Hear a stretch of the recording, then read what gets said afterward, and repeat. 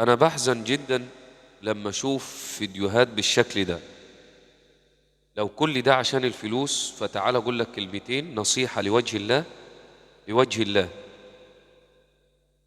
ربنا بيقول، مش أنا اللي بقول، ده ربنا عز وجل. بسم الله الرحمن الرحيم: وفي السماء رزقكم وما توعدون.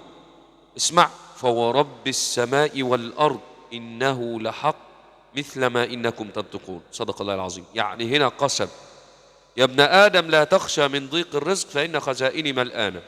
الله أكبر. يا ابن آدم خلقت السماوات والأرض أيعيني رغيف وعيش سقوه لك. توكل على الله.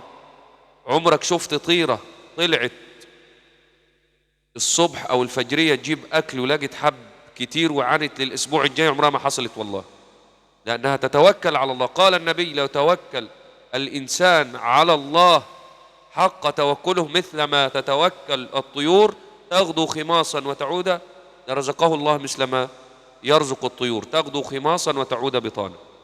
حرام عليكم، بلاش الفيديوهات دي وقلة القيمة. الإنسان ربنا كرمنا، ولقد خلقنا الإنسان في أحسن تقويم. مشاركة للفيديو، صلي على سيدنا النبي، متابعة، وبلاش الحاجات دي. أنا مش بهاجم حد، أنا بنصح لوجه الله، وربنا يحفظنا ويحفظكم، والسلام عليكم.